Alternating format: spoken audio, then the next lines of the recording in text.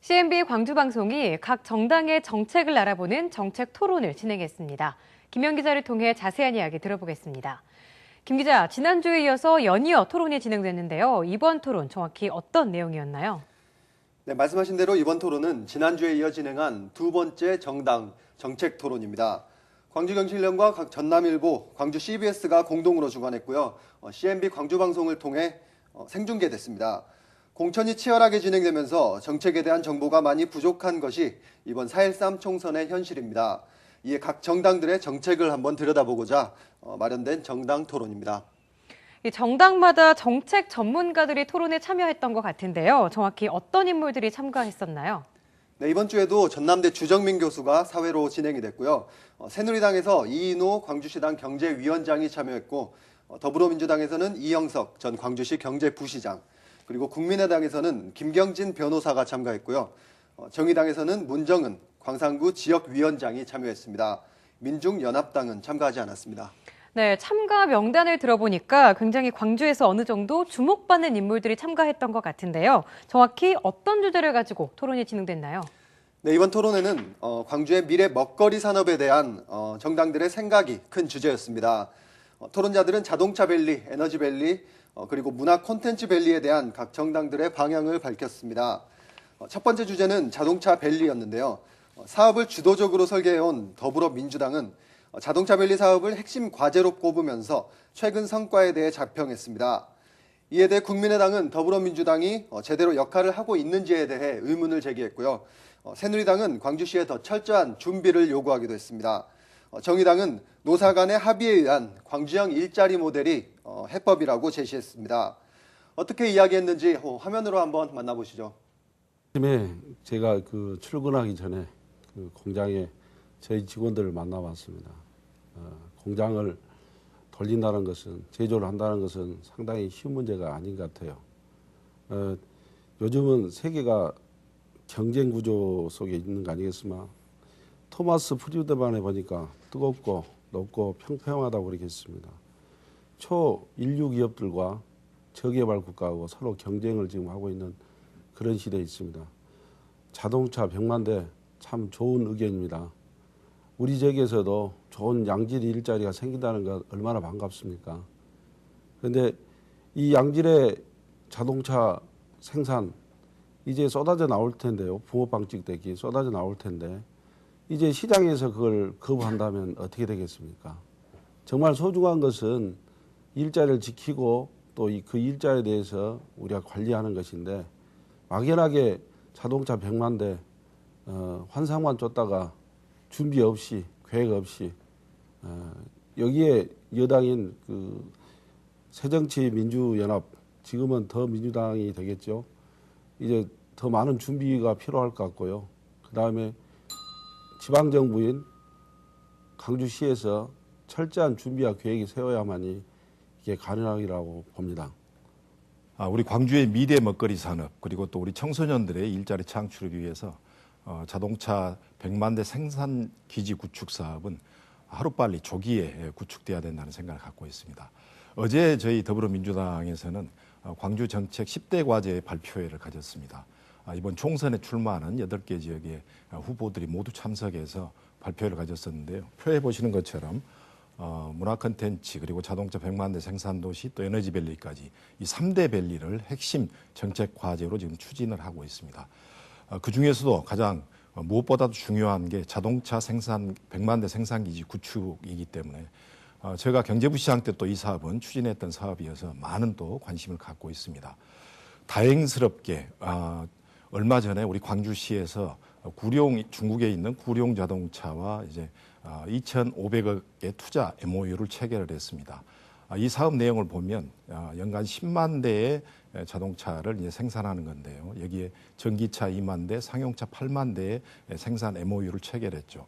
즉 광주시가 이런 노력들을 진행하고 그리고 또 정부의 협조가 있다면 자동차 100만 대 생산기지 구축은 우리 광주에 앞으로 새로운 생산에 큰 도움을 주는 그런 사업으로 구축되지 않을까 하는 생각을 갖고 있습니다. 예. 저희 지역에서 기아 자동차가 연간 한 60만 대 정도를 생산할 수 있는 능력을 갖추고 있는데요.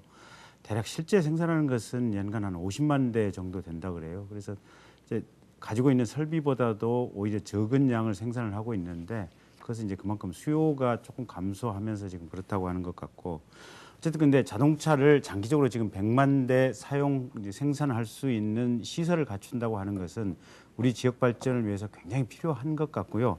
특히 이 시설을 갖추게 된다면 부품 산업, 소재 산업, 또 앞으로 이제 전기 자동차라든지 수소 자동차, 또 자동화된 자동차 여러 어떤 과학 기술의 첨단 기술을 활용한 어떤 이런 자동차들이 생산될 가능성이 높은 것이어서 지역의 어떤 기술적 발전이 아마 급격하게 이루어질 수 있는 그런 계기가 될 터인데 문제는 이런 겁니다. 대통령이 2012년도 대선 공약으로 100만 대를 생산할 기지를 세우겠다라고 했는데 사실은 근 3년이 지난 지금까지도 기껏 예산에 반영된 돈이 2, 30억에 불과하기 때문에 과연 정부와 여당은 이 100만 대 생산 시설 기지와 공약을 지킬 의지가 있느냐. 또 거기에 덧붙여서 민주당은 그 점에 대한 정부에 대한 비판 또 견제 기능을 제대로 했느냐. 그걸 한번 되물어보고 싶습니다. 광주의 자동차 산업밸리 조성 자체가 광주의 중요한 핵심 먹거리 산업이고 국가적으로도 양질의 일자리를 창출하는 새로운 모델임을 선언할 수 있는 절호의 기회라고 생각합니다. 광주는 2014년 지역 내 총 생산이 1인당 2,045만 원으로 16개 시도광역시 중에 15위입니다. 그리고 19세에서 29세의 청년층 고용률도 35% 수준으로 16개 광역시도 중에 15위입니다. 중요한 경제 지표들이 다들 하위권에 머물러 있는데요. 이런 상황에서 광주 지역의 부가가치의 40%, 고용률의 20%를 차지하고 있는 자동차 산업은 절대적인 위치를 차지하고 있다고 볼 수 있습니다. 그런데 아직 이 사업들이 힘있게 추진되고 있지 못하다라는 느낌이 드는 건 바로 가장 중요한 사회적 모델에 대한 구축이 아직 부족하기 때문입니다. 이미 다가오는 4월이면 예비 타당성 조사 발표들이 있을 텐데요. 이 모델, 광주형 100만 대의 일자리를 핵심적으로 진행하기 위해서는 노사 간의 사회 협약적인 모델, 그리고 원청과 하청 간의 일자리 격차에 대한 차이를 줄일 수 있는 어떤 강고한 합의들이 담보되어야만 이 자동차 100만 대 생산기지로 갈 수 있는 첫 단추를 끼우는 일이라고 보고 있습니다. 네, 그 다음 공통 질문이 문화 콘텐츠 밸리에 관한 질문이었잖아요. 아시아 문화전당이 개관을 하게 되면서 광주뿐만 아니라 외부인들의 눈이 우리 광주로 많이 쏠려 있는 상황인데 이 주제에 관해서는 어떤 이야기들이 오갔었나요? 네, 다음으로 문화 콘텐츠 산업이 국립 아시아 문화전당이 광주의 미래 성장 산업으로 제대로 자리 잡기 위해 필요한 것이 과연 무엇인가 물었습니다. 대체로 좋은 건물에 좋은 뼈대에 알맹이가 즉 콘텐츠가 부족한 점이 문제라는데 모든 정당이 한 생각이었습니다. 하지만 콘텐츠를 육성하는 방안에 대해서는 조금 엇갈렸는데요. 국민의당은 축제들과 연계해서 세트로 즐길 거리를 만들어야 하지 않나 하는 의견이었고요. 정의당은 역시 인재가 우선이라며 지역의 청년 문화예술인들을 지원하는 방향을 이야기했습니다. 새누리당은 해외 우수 사례를 들면서 벤치마킹이 더 필요하다는 주장을 내놨고요. 반면에 더불어민주당은 정부 책임론을 제시하며 예산 지원이 무엇보다 시급하다고 지적했습니다. 자세한 내용 화면으로 한번 만나보시죠. 아시아 문화의 전당이 들어왔다면 이 아시아 문화의 전당에 문화 콘텐츠를 공급할 수 있는 작은 이런 어떤 업체들이 사실은 우리 지역에 자리를 잡고 있고 우리 지역의 문화인들이 이 콘텐츠를 공급할 수 있어야 되는데 사실은 그런 상황이 되지 못하고 있다라는 것이 첫 번째 문제점인 것 같고요. 두 번째는 아직까지 지금 이 아시아 문화의 전당이 생긴 지 짧은 시간밖에 안 됐기 때문에 이게 역사라든지 소비층이라든지 이런 것들을 제대로 형성하지 못했다. 그래서 가령 제가 전주에 있을 때 보면 전주는 한옥마을과 더불어 소리축제가 결합이 되면서 잠잘거리, 먹거리, 그다음에 즐길 어떤 소리의 축제 이게 완벽하게 어떤 하나의 세트로 지금 이어져 있는데 아시아 문화의 전당 같은 경우는 지금 아직까지는 이게 가령 충장 축제라든지 비엔날레와 이게 연계된 것도 아니고 아시아 문화의 전당 혼자 독자적으로 지금 존재하다 보니까 같이 연계된 어떤 패키지 상품으로서의 기능이라든지 효용을 제대로 하지 못하고 있다. 그러다 보니까 이런 아시아 문화의 전당이 활성화가 아직 덜 된 상태인데 광주시에서 빨리 신속하게 이런 점들을 보완해야 할 것 같습니다. 이 컨텐츠 사업의 핵심이야말로 바로 사람, 인재, 그리고 문화 인력의 공급이라고 볼 수 있겠습니다. 최근에 아시아 문화전당에서 진행했었던 커뮤니티 윈도우라고 하는 공모 사업이 있었습니다. 지역에 있는 문화를 고민하는 젊은 사람들을 대상으로 공모했었던 사업이었는데요. 각 사업당 5천만 원 정도의 지원을 받고 아시아 문화정당에서 공연될 수 있는 다양한 공연 기획들을 선보였었던 좋은 사례로 평가받고 있습니다. 실제 참여했었던 공모에 당선됐었던 젊은 문화예술인들과의 인터뷰를 통해 보면 이런 지역 인재, 지역 문화예술인을 보장할 수 있는 제도들이 가장 시급하게 도입되어야 한다고 이야기하고 있습니다. 그래서 정의당 같은 경우에는 최근 서울시와 성남시에서 도입됐었던 청년 배당과 할당 모델을 청년 문화 예술인 보장이라고 하는 형태로 보장되어야 된다라고 고민하고 있습니다. 그리고 앞서 말씀드렸던 대로 지역의 청년 문화 예술인들에게 공적 공연들을 할 수 있는 지속적이고 안정적인 지원들을 해나가는 것이 바로 이 문화 콘텐츠 산업의 핵심인 문화 인재들 그리고 문화 공연 콘텐츠를 확대하고 여러 개의 종류를 만들어낼 수 있는 좋은 방안이 될 것이라고 생각합니다. 제일 중요한 것은 콘텐츠인 것 같아요. 현재 안고 있는 문제는 좋은 건물을 지었지만 그 내용물에 대해서 운영을 어떻게 할 것이냐. 이 부분에서 이제 광주시가 너무 준비가 좀 미약한 것 같고요. 그 다음에 그에 관련된 정책 기반을 하고 또 문제를 나누었던 현 이쪽의 여당이었던 더민주당이라든지 국민당이 좀 더 심도 있게 그 부분을 했었어야 되지 않겠냐 생각이 드네요. 거기에 대한 대안으로 제가 이제 스페인의 빌바오를 제가 한번 10년 전에 방문을 했습니다. 근데 거기가 상당히 철강이나 모든 회사들이 어려움을 받아서 새로운 문화 산업으로 대처하는 과정을 가졌어요. 근데 구겐하임이라는 재단, 그게 이제 뉴욕에서 아주 유명한 미술관 아니겠습니까? 그 미술관을 벤처마킹 해가지고 빌바오에다가 문화시설을 갖춰서 미술관을 갖춰서 많은 사람들이 참여하고 또 관광뿐만 아니라 모든 콘텐츠에 좋은 역할들을 하더라고요. 저희들도 그런 것을 벤처마킹해서 우리도 이제는 뭐냐면 좋은 아시아에 있는 좋은 문화들 많이 있지 않습니까? 그런 분들을 와서 그분들이 사용할 수 있도록 임대를 한다든지 그다음에 체인화를 시키는 게 좋은 방법이라고 생각합니다. 2000년이죠. 그때 도청 이전이 이제 확정이 되고 동구가 공동화 현상이 굉장히 심각해졌습니다. 그래서 2002년에 참여정부가 들어서면서 이 광주의 공동화 문제를 어떻게 해결할 것이냐라고 해서 나왔던 게 이제 거기에 아시아 문화 수도를 광주로 하겠다 해서 아시아 문화전당이 지금 진행이 됐던 것이고요.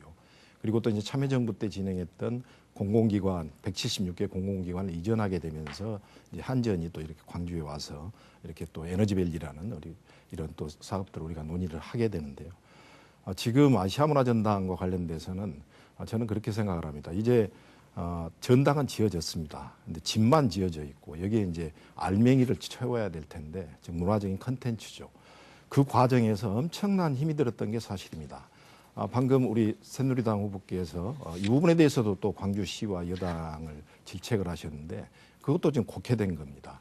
박근혜 정부에서 이 아시아문화전당을 국립이라는 이 명칭을 떼기 위해서 얼마나 많은 음모들이 진행이 됐었습니까?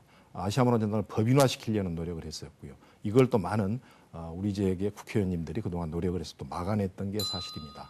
앞으로 정부에서는 아시아문화전당이 정상적인 기능을 할 수 있도록 많은 예산을 지원할 수 있는 그런 노력들을 해야 될 시기입니다. 네, 다음 주제는 바로 에너지밸리였죠. 자동차 산업 그리고 문화 콘텐츠에 이어서 이 에너지밸리에도 상당한 관심이 쏠려 있는데 이 주제에 대해서는 어떤 이야기들이 오갔었나요? 네, 빛가람 혁신 도시가 조성된 이후로 에너지 산업이 꾸준히 관심을 받고 있죠. 광주 전남의 새로운 미래 먹거리로 에너지밸리 산업이 꼽히면서 토론회에서도 다양한 의견이 나왔습니다. 새누리당과 국민의당은 협력업체나 하청업체들이 지역으로 들어올 수 있는 여건을 만들어야 한다고 주장했고요. 더불어민주당은 대기업 유치가 무엇보다 중요하다는 의견을 내놓았습니다. 반면 정의당은 역시 인재가 가장 중요하다는 의견이었습니다. 지역 대학들과 함께 에너지 전문 인력을 양성해야 한다고 주장했습니다. 발언 내용 함께 보시죠. 공장을 짓는다, 또 제품을 생산한다, 이런 단순한 논리가 아니라 소비자에게 얼마만큼 그 만족감을 주는 그 맞춤형 이제 그 붕어빵을 찍듯이 대량 생산하는 시대는 지났습니다. 에너지도 마찬가지인 것 같아요. 저는 이제 바이오를 전공해서 제가 잘 알고 있습니다만은 이제는 그 화석 연료가 바닥이 난 상태에서 이 강주 전남에 한전이 들어왔다고 해서 이게 단순하게 해결될 문제가 아닐 것 같아요. 거기에 맞는 그 협력업체나 하청업체들, 그 전문가적인 그 생산을 하고 있는 전력을 생산하고 있는 기업들이 올 수 있도록 여건을 만들어야 되는데 과연 그 부분에서 많은 연구가 필요합니다. 그래서 단순하게 그 계획서를 작성한다든지 그 내용을 만들어서 되는 문제가 아니고요. 전문가들을 동원해서 그 강주시는 그 전문가들을 통해서 그분들에게 의뢰해서 좋은 내용들을 가지고 차분하게 준비한다면 시간들뿐만 아니라 좋은 에너지밸리가 될 거라고 판단합니다. 우선 무엇보다도 먼저 시급히 해결해야 될 게 이제 이것도 또 산업단지의 문제입니다. 지금 남구에 도시첨단 산단이라는 이름으로 지금 그린벨트를 해제해서 약 65만 평의 산단을 조성할 계획을 갖고 있습니다.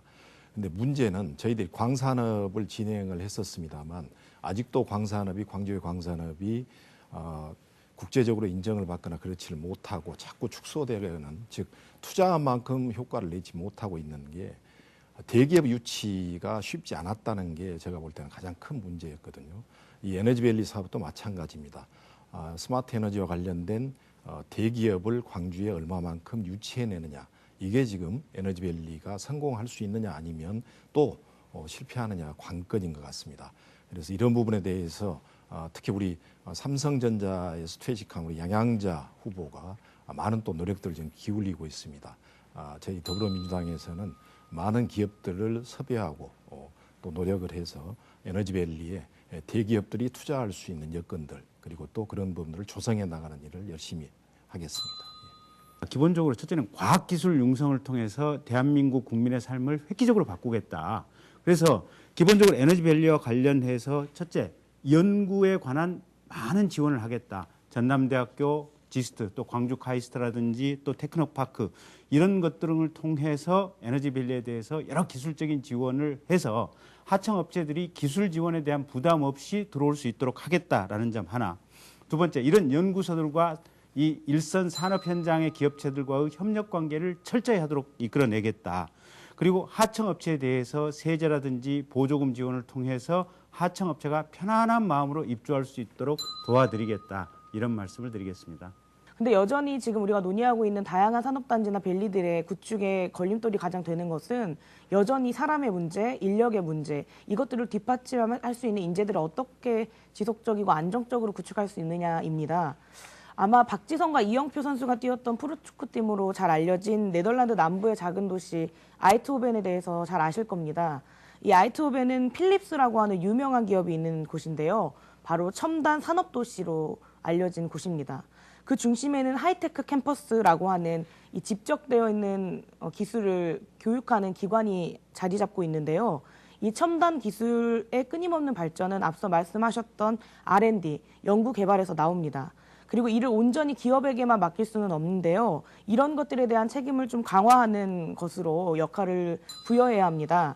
주도적으로 에너지 전문 인력 양성을 위한 노력들을 그치지 않아야 하는데요. 최근에 교육 200여 명 정도의 교육들을 진행했었던 것들을 좀 더 확대하고 지역에 있는 대학들의 학점 연계 사업 등을 광범위하게 추진해야 합니다. 네, 광주의 미래 먹거리에 관한 각 정당들의 다양한 의견과 대책들 잘 들어봤습니다. 이제 마무리 부탁드립니다. 네, 이번 토론에서는 세 가지 광주 미래 먹거리 산업에 대한 이야기 외에도 광주역 존치 문제도 다뤄졌습니다. 그리고 오늘 함께 보신 공통질문 답변 외에도 서로 간의 보충 질문과 주도권 토론에서는 치열한 공방도 이루어졌습니다. 정책이 없는 깜깜이 선거라는 이번 선거 전의 지적에 각 정당의 정책을 조금이나마 엿볼 수 있는 의미가 있었다고도 보여지고 있습니다. 또 앞으로 있을 후보자 초청 토론에 있어서도 기대가 모아지고 있습니다. 네, 에너지밸리부터 시작해서 자동차 생산 그리고 문화에 관한 이야기까지 한자리에서 아주 다양한 이야기를 들어볼 수 있는 값진 자리가 아니었나 싶습니다. 김 기자 오늘 수고 많았습니다. 고맙습니다.